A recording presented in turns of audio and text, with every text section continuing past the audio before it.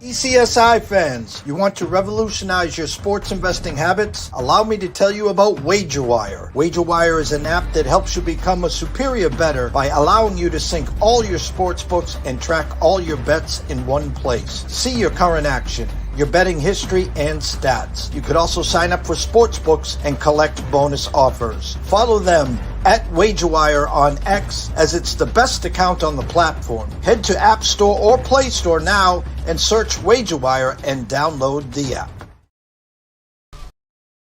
2,000 years long, we will never settle. Hard days, no rain with a heavy metal. No time, no fail, won't stop here. Like a torch to a flame when it burns hot. We won't stop, come on, baby, higher.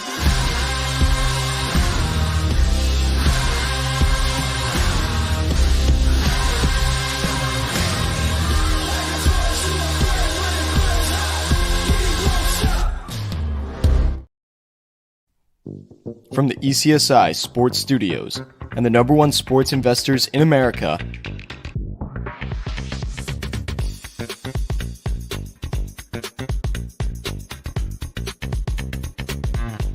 we bring you the closing bell.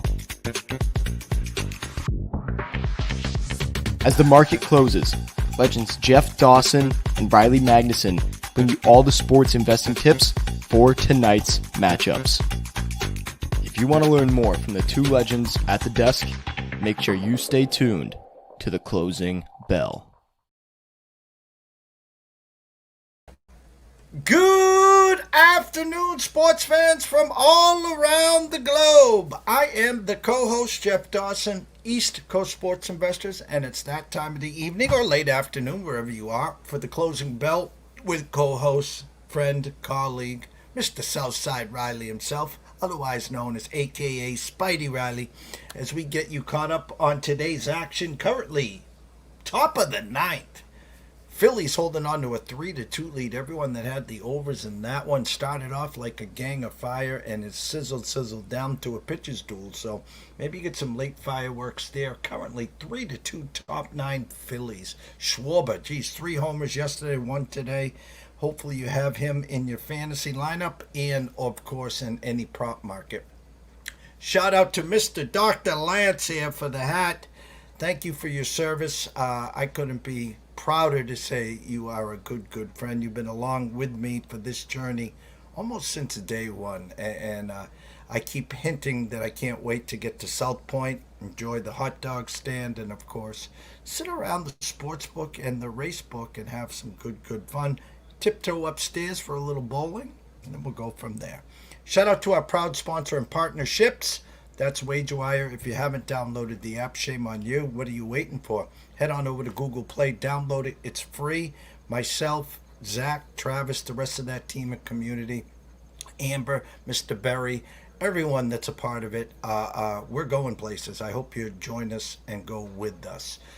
Shout out to Viva Tequila Seltzer, CT Bets, the rest of that team. An amazing product. Head on over to your local sports bars, casinos, Boston Garden. When you're watching the Bruins and the Celtics, order one. If they don't have it, ask why. And our new proud sponsorship, Terry Smith and Atlanta Steak and Seafood. The best in the business. Go on over to Facebook. Go follow Terry Smith. Go follow Atlanta Steak and Seafood. Head on over to the website. Best customer service in the world. Best steak, best lamb chops. I'm telling you, I don't go a block during the year without getting a nice box sent to me.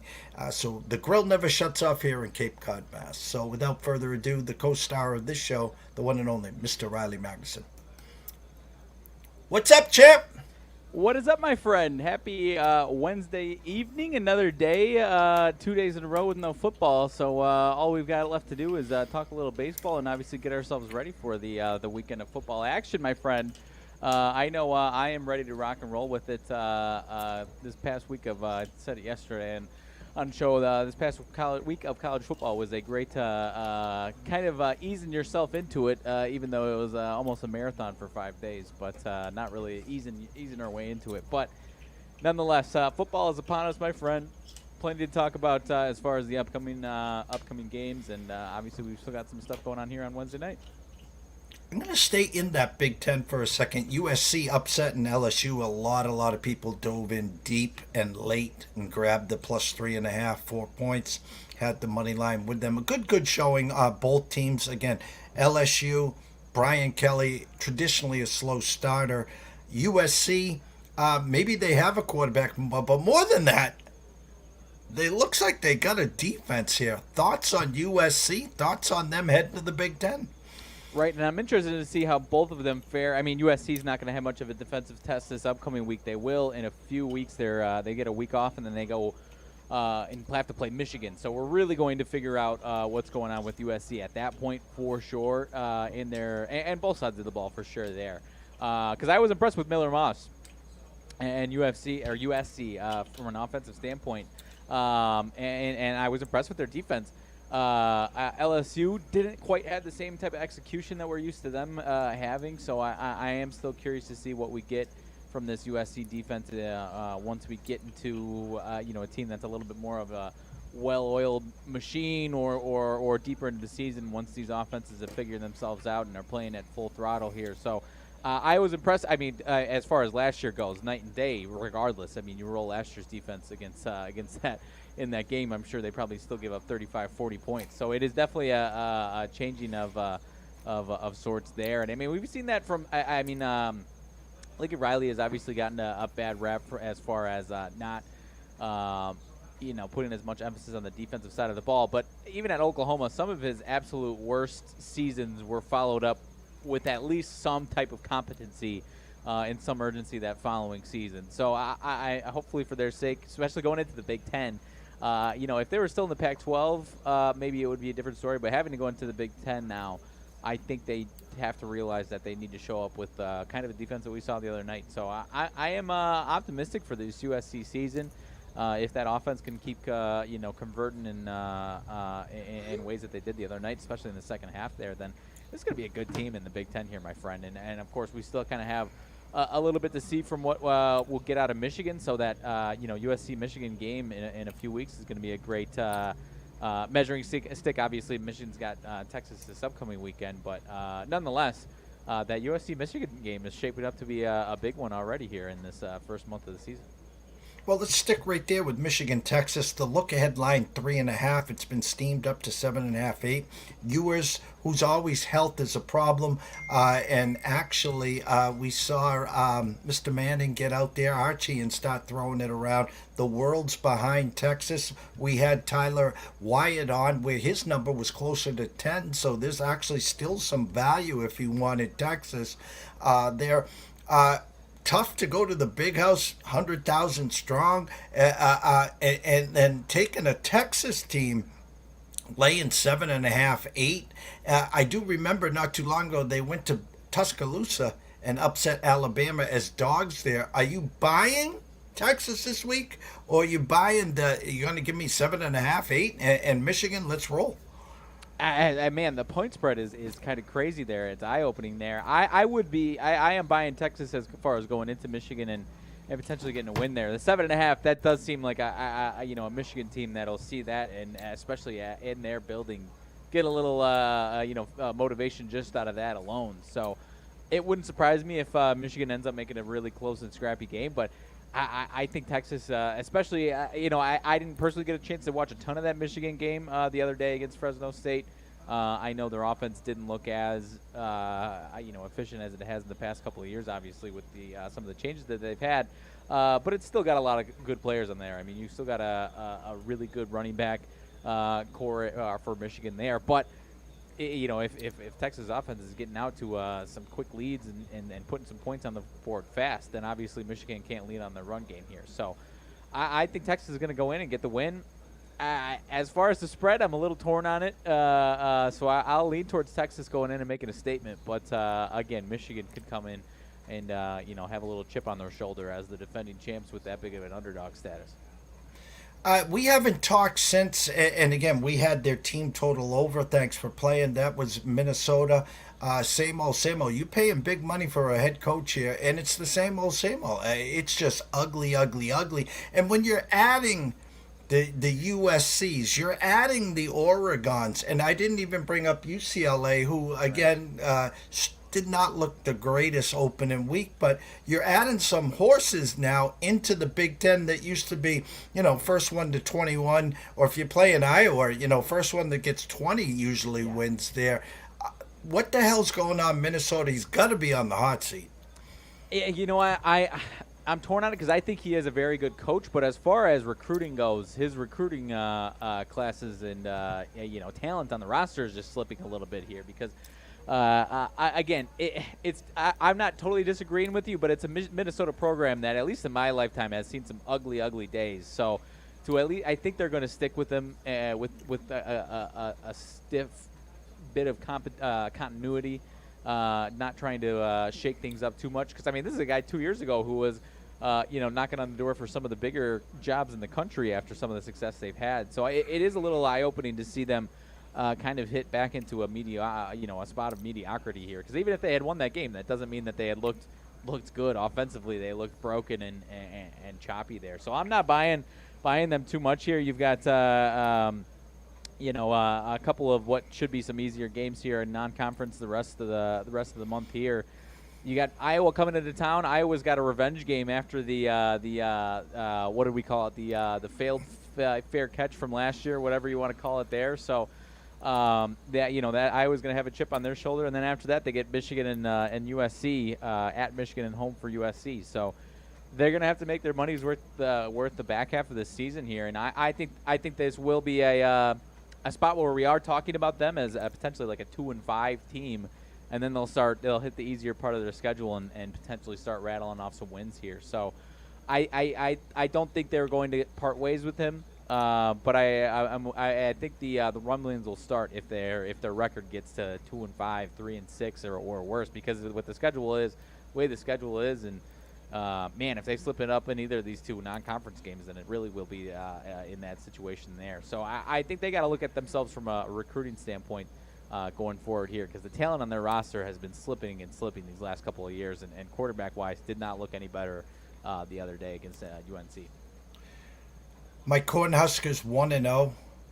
Pretty decent favorites against Colorado. In comes Prime, in comes Sanders, here in comes Travis Hunter. Nebraska finally, quote unquote, has a quarterback who thinks he's Patrick Mahomes. He throws him all kinds of different angles. Year 2 of the Matt Rule project, it's usually year 3 where he really kicks it into gear. I'm torn on this one. You know me, Nebraska is a favorite at home. Conference play has not boded well for a decade now. But if they do pull this win off, they are favored to win this game. They start the season 2-0, and you can start to feel some confidence. I'm not saying the Sea of Red is back. Early thoughts on Colorado traveling to Nebraska? Yeah, and just sticking with Nebraska themselves for a second, as long as they can get this win, they've got I shouldn't say a couple easy ones. They should have an easy one against the FCS team in Northern Iowa. Still to be seen what we're going to get out of Illinois. But they do host Illinois. They go to Purdue. They go to Rutgers. So we could be looking at this team, if they can get through Colorado 3, 4, 5, 6, 7-0, and then we're obviously going to be talking about them pretty heavily as being very back. Then they obviously, the last 3 of their last 5, they got to go to Ohio State, get UCLA, go to USC, get Wisconsin, and go to Iowa. So, we could be looking at a 7-0, and then I'm not saying they can't finish great out of that 5 stretch, but we could be looking at obviously 3, 4 losses out of that last stretch, 2, 3, 4 losses there. So there is going to be a point though where they start to make some waves, assuming they can get through Colorado, which obviously you don't want to jump to that conclusion, but. This is a bigger game than as far as the national perception of them than anything, I think. Obviously, a non-conference game, they could rebound from this and rattle off 1 million wins this season and still be great. But from a national perspective, if they can get this and keep that undefeated streak going, that is going to be the biggest thing to kind of rebuilding that brand that they've obviously had. So I do believe in them this upcoming weekend. I mean, we saw it. Colorado had a tough time with North Dakota State. The biggest difference in that is the amount of athletes that either side had, especially in the first half. I mean, the first half looked like I was playing, the new college football game with my buddies. Touchdown, 5 touchdowns, 7, 8 plays, whatever the hell it was. So, if their defense is showing up like that in the first half against a team that's going to have some better athletes than North Dakota State then it's going to be an ugly stretch for this Colorado defense. So, As long as Nebraska contain, Colorado's going to hit some big plays with Shador, Horn, and obviously Travis Hunter. So as long as they can, get off the field, a good amount of times and only get beat on 2-3 big plays because they're going to come. Nebraska should come out of this game with a win. The only thing Shador Sanders looked really, really good in that first game there, but again, the as good of a program as North Dakota State is, I think they'd be competitive at the FBS level. Not as dominant as they were, 5-10 years ago necessarily, but still. So that was a great test for them. But obviously the difference in athletes was the difference in that Colorado game there. So I'm going with Nebraska getting the win at home and moving this thing along. But Colorado can come out and if Nebraska's defense doesn't show up, then Colorado's offense is going to put up some points on them. Good transition to Friday night. Your Packers traveled to Brazil to face the Eagles. 2.5 3-point dogs. I think are 48 and a half, somewhere around there. Tough game to gauge initially. I talked about it this morning. The players have said to stay in your hotel rooms. I've seen a lot of the players not inviting their family down, almost like a get in and get out instead of celebrating the fact that they're in Brazil. Temperature on the Packers, the thought process, and even the doctors. I saw a tweet before we came on. The doctors from the Packers said, don't sleep on the 9-hour flight to Brazil. I don't understand that one, but maybe a huge time change or something. But what's going on in Packerville and getting ready for Friday to face off against the Eagles in Brazil? Yeah, hearing a lot of things from both sides as far as get in and get out, play a football game, and then get on home safely here. A lot of people a lot of players not telling their families to come down for this one. So it is it does stink because this should be a huge celebration of the NFL in Brazil here, and hopefully for the Brazilians they're still able to do that. But it does seem like it's going to be a get in and get out situation, which maybe it makes this more of takes away some of that factor of, I always talk about it's hard to judge an overseas game because you just don't know what you're going to get from travel and all these other factors here. So I think that still is in play, but, if they're not distracted, which obviously they are to some degree, but not distracted in the same way by a lot of other things, then, maybe this is closer to a normal game here. The other thing that I've seen is, it seems like it isn't going to be a factor, is there's forest fires that or wildfires that could impact the air quality a little bit there. So hopefully, hopefully that's not an issue by any means there. So from a Packers, Packerland standpoint, everyone is optimistic here. Not putting too much stake into Week 1, as we, I've talked about it every time we talk about it. Not putting too much stake into Week 1, win or lose. Because the Matt LaFleur Packers have had some ugly showings in a couple of Week 1s here and been fine afterwards anyways. So feeling good, though. Feeling good about the offense. Feeling great about the growth of, Jordan Love and especially the receiving core. So curious to see what we get out of the tight end group. A lot more confidence is brewing for, the changes that we've made to the defensive staff. So hopefully, I'm hoping we catch this Eagles team with a little growing pain, some turnover and some key spots on their side of things there. So feeling pretty good about it, but pumping the brakes and hoping for at least an entertaining game, and even if it's a loss, at least a good showing and some progress to be made. Well, get 20 minutes in. We're going to go to a quick commercial. Then we're going to talk about the baseball game slate tonight. Bottom of the ninth. Phillies in Toronto now 4-2. Phillies push another one across. So stick with us. We're going to get to the nightcap and the MLB action. And then Scotty Webb in the batter's box at 6:15. Stay tuned. 2,000 years long, we will never settle. Hard days, no way, with a heavy metal. No time, no fail, won't stop here. Like a torch to a flame when it burns hot. We won't stop, come on, take me higher.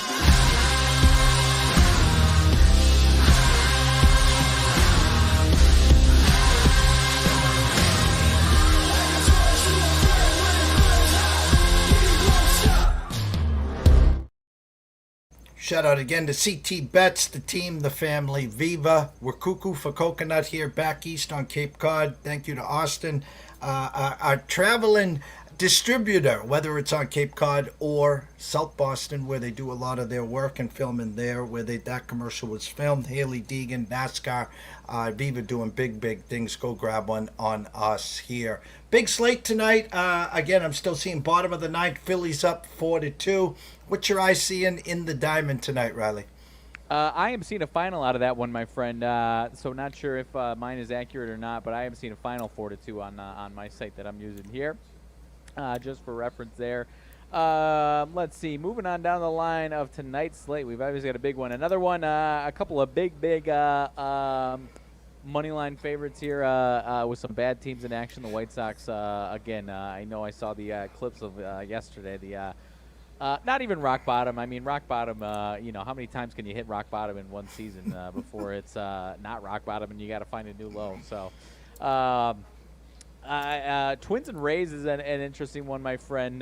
You've got a Twins team that's still trying to track down this Cleveland team. Cleveland's playing really solid, as well as this Twins team is kind of distancing themselves from a free-falling Royals team. Talked about that game, Cleveland and Kansas City yesterday a little bit there. Rays still continue to be the Rays, 68 and 70, right around 500 all season long, despite some of the moves and changes they've made. Not really a pitching matchup that is one that a lot of people recognize, though. Ronnie Henriquez, coming out, probably a bullpen start for the Twins, and Cole Sulzer for Tampa Bay, making start number 2. This is his second team this season. Again, also probably a bullpen start. Hasn't gone much past the second, third inning there. So anything to make out of this one, Twins minus 125. Hard to judge these Rays games sometimes, and the Twins only minus 125 seems a little slim, but this Rays team at home can still tread water at the very least. I had an overnight number of Twins minus 115 with an 8.5 juiced under minus 20 cents. Currently at the Circa. Shout out to Jeffrey Benson and Mr. Stevens, the best in the business. Minus 116 plus 106 and 8 under. Some team totals to take a look at. Minnesota 3.5 juiced over, but you got to lay 45 cents. And Tampa Bay 3.5 juiced over, have to lay 20 cents there. To me, the line stinks, but I know nothing about these two pitchers. I assume probably a bullpen game for both. I lean Rays, short price at home, small dog. I think if Minnesota was the play, they'd be favored by a little more. I'm seeing as high as 125, as low as 115, and that's at the South Point Superbook and Circa. Small lean on the Rays, and if you don't want to take them at plus 106 and you want to lay a little juice, I'll take a swing and a bite at the apple as their team total over 3.5 minus the 20 cents. Yeah, that is a tough one to crack. I threw you a tough one to get things started here, but that's a weird pitching matchup for especially two teams that aren't bottom of the barrel by any means here. A big series that I have been talking about, huge already. First 2 wins for Cleveland in this one. Royals, after looking like a true, party crasher, 7 losses in a row now. Massive one to get them off of that one here. They were dogs at home with Brady Singer yesterday. Seth Lugo on the mound. They are minus 130, 135 favorites here tonight. Seth Lugo for the Royals. Ben Lively for the Guardians.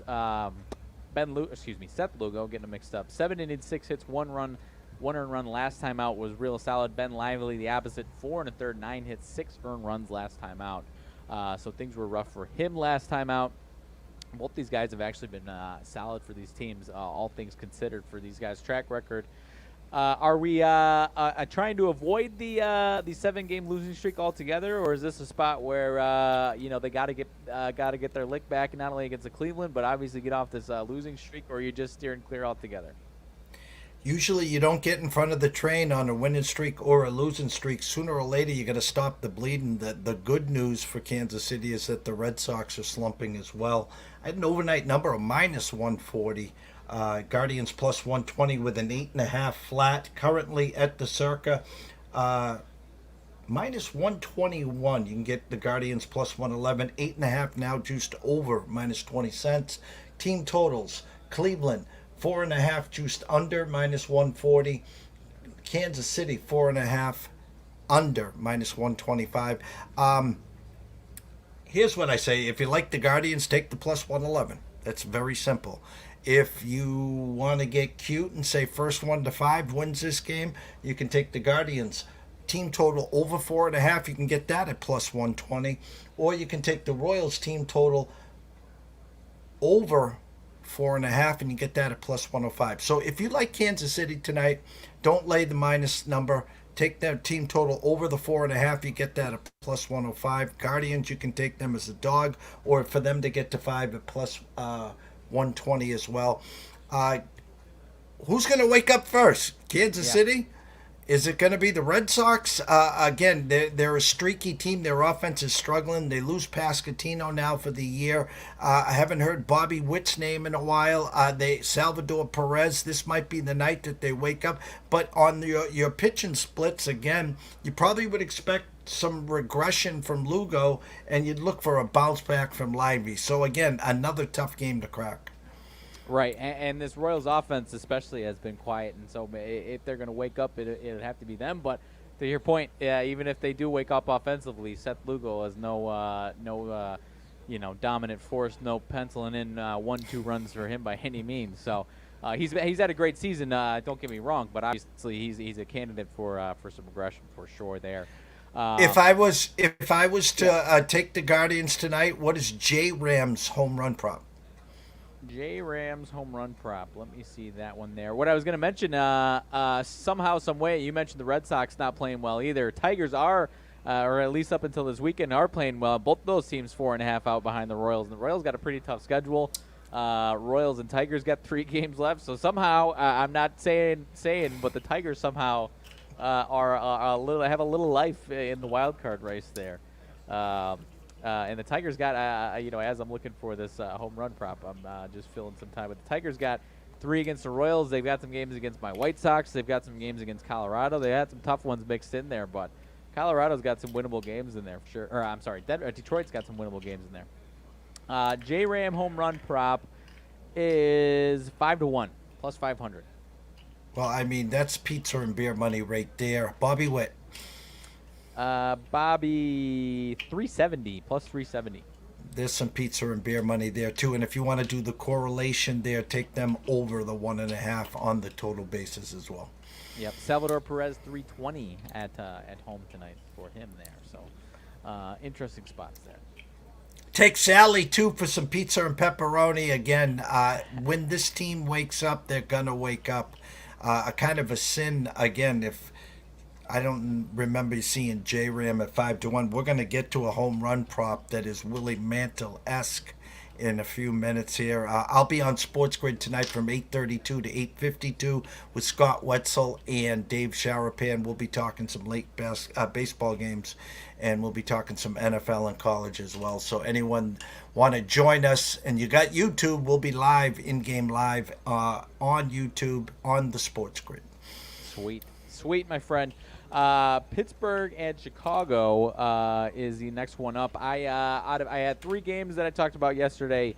2 good looks on one of them. Thought I had some regression on a Paul Skeens day yesterday, and it was and I said if I was wrong, I'll take it on the chin. I'm taking it on the chin. He he was good yesterday, and the Pirates took care of business and blanked the Cubs there. So, anyways, Cubs minus 215 tonight after a tough one with Paul Skeens and a much different number yesterday. They've got Shota Imanaga on the mound for the Cubs tonight.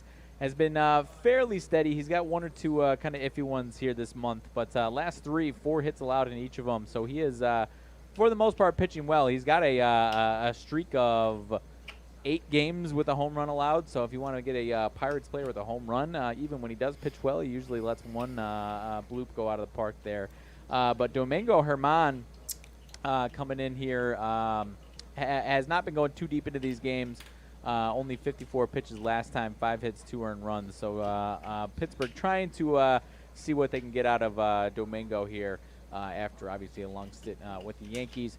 Anything to make out of this one? Is this a statement with the Cubs, or is this just telling you that one of these pitchers is Imanaga is going to be great, or Herman's going to be terrible here? I think a little of both here. I would play Cubs first 5 minus the half. I'm not laying minus 207. I'm not playing the full game minus the 1.5 there. I like the pitching advantage and matchup here early on the Cubs. So take the Cubs minus a half run, first 5. Get that close to plus money, or maybe minus 110 there. Team totals, Pittsburgh 3.5 juiced under minus 140. Cubs 4.5 juiced over minus 20 cents. An overnight number of 7.5 juiced over minus 15 cents. Now 8 over minus 15 cents. This has got the makings of a 5-3 final, something like that. So again, you think Pittsburgh can win 2 in a row and you don't want to sweat it, you can take their team total over the 3.5, and you can get that at plus 20 cents. But I got 5-3 Cubs on this one. All righty. I can get behind that one. Nice night, and going to be a nice night in Chicago. So a good night to go to a ball game there on the north side for a team that, again, not dead, not not knocking on the door, but a little bit different of a 4.5 out than what I was talking about with Detroit there. Obviously, chasing the Mets and Braves is a little different story than chasing us team on a 7-game losing streak after the seasons they've been having. But anyways, Cardinals and Brewers. Cardinals obviously still teetering all over the place on 500. They've got Sonny Gray on the mound, though, against Colin Ray. Brewers, however, minus 125 on the money line here. These two teams have split the first 2 of this series in Milwaukee so far. Cardinals have been putting up some runs these last few days, or when they do put up runs, I should say, they put up a big number. They've had a couple of ugly ones, but have been putting up some big numbers lately. Anything to make out of this one? Are you a little concerned that the Cardinals aren't maybe closer to a pick 'em with some of these Brewers lines that we've been seeing, even at home here?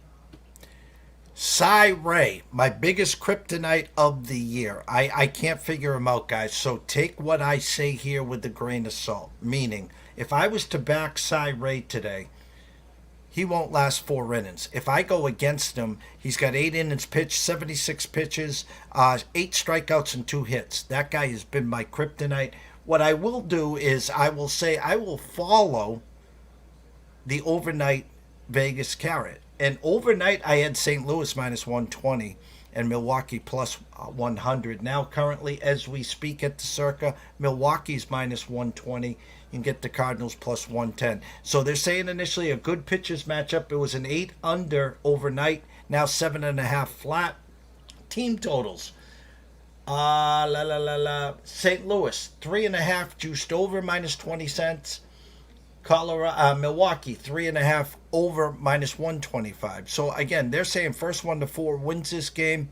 I'm going to stamp it, and I'm going to beat this kryptonite guy. I lean Cardinals full game here. Cardinals full game, most likely an under.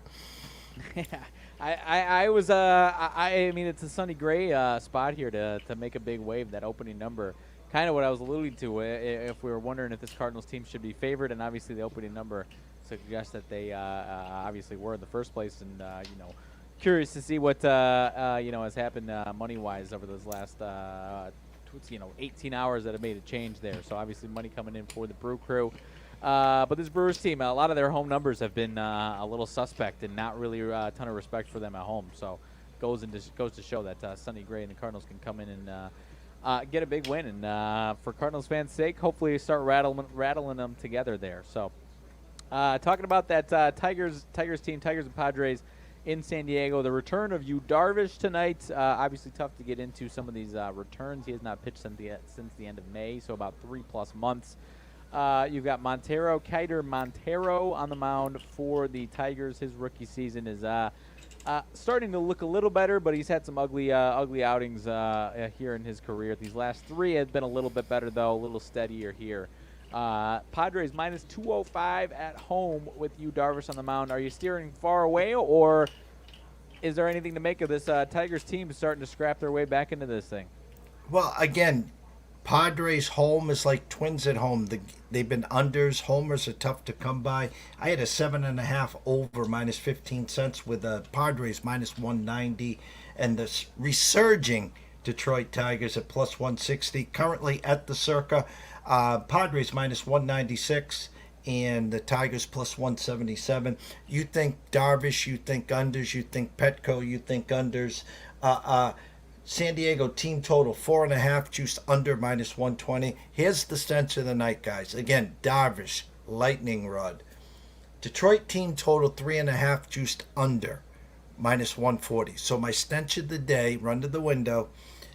Detroit team total over 3.5 plus 120. No one thinks they're going to get to 4. I don't know how far Darvish is going to go. Everyone's on the under here as well. I don't know if it's a low-scoring game or not. I think the Tigers get to 4 or better, and I'm going to take the plus 120 and find out, Riley.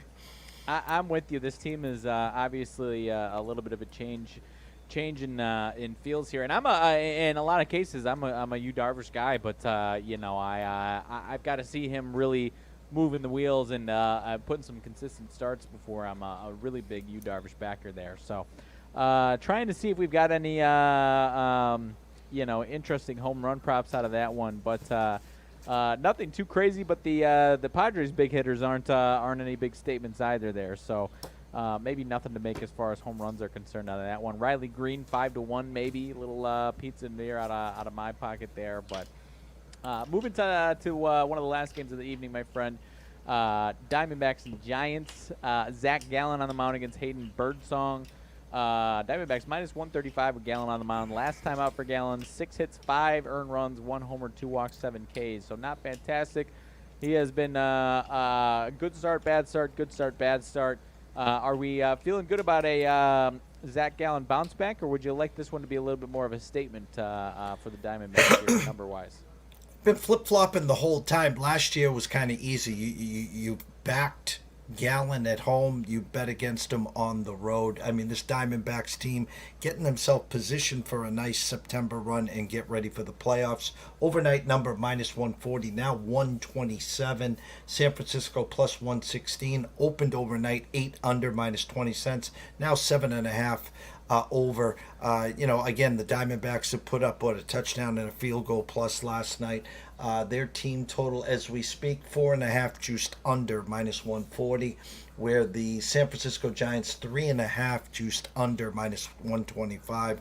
I guess if you like Arizona tonight, first 5 minus the hook. If you want to swallow some juice, you can take Gallen on the money line, first 5 there.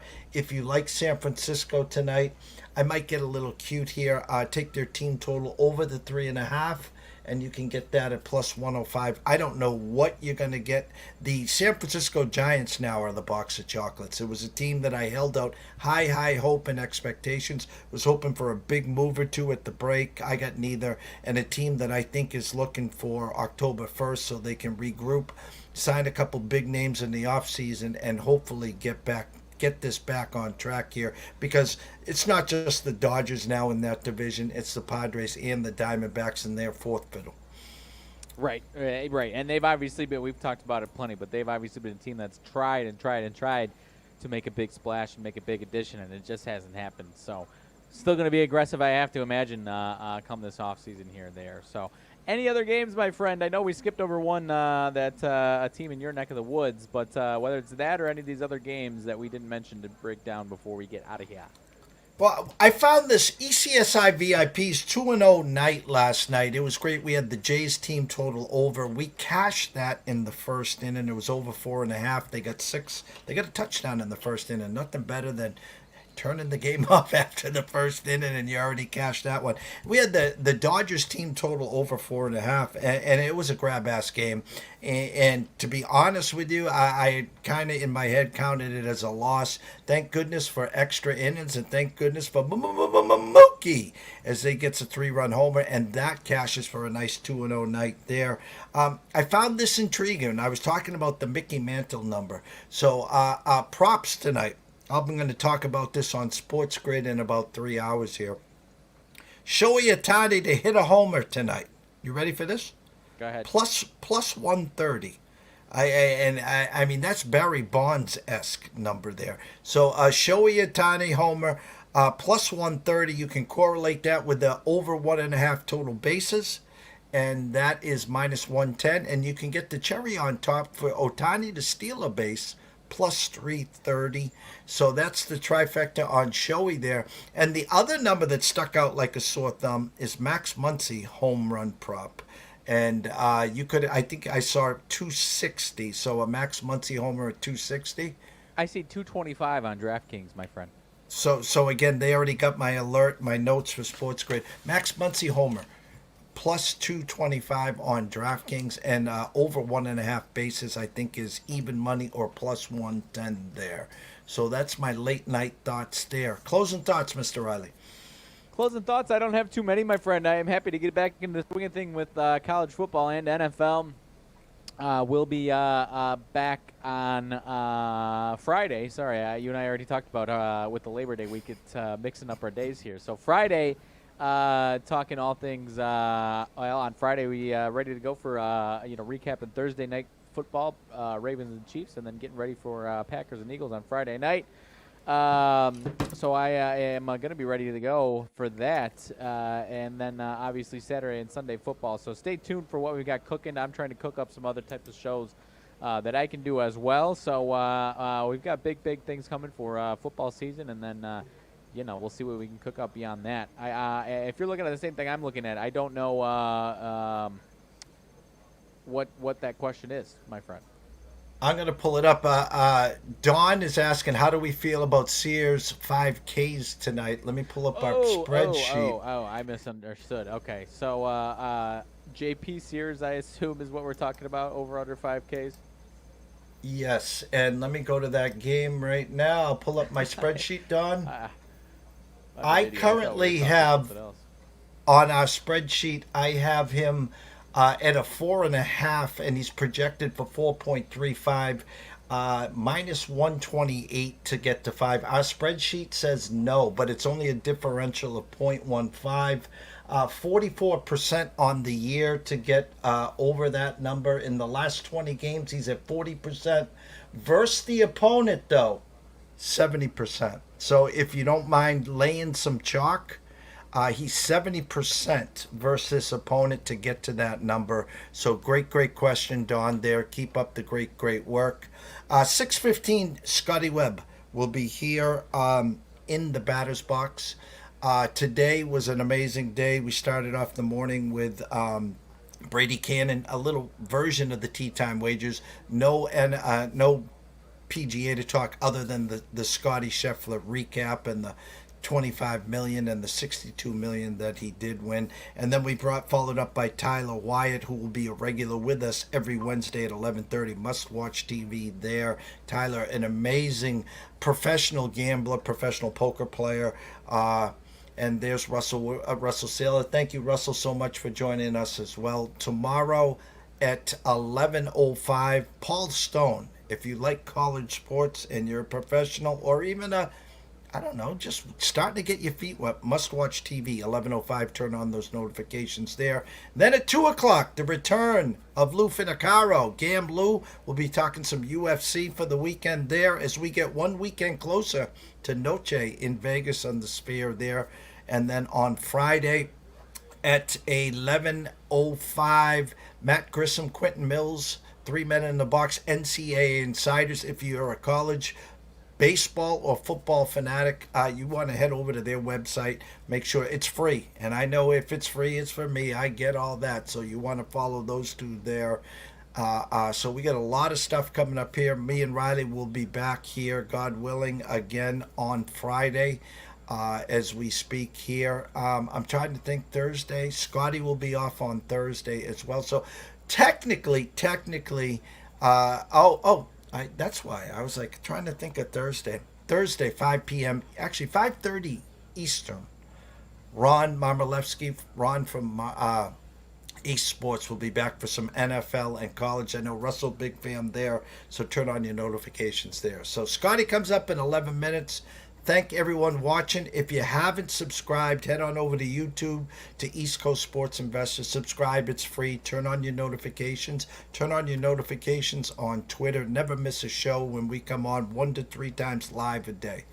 From myself, Jeff Dawson at EC Sports Invest, the one and only Riley Magnuson at Riley_Magnuson, the one. We wish everyone a blessed day. Let's cash some tickets, gentlemen. Scotty Webb in 10 minutes. We will see you soon.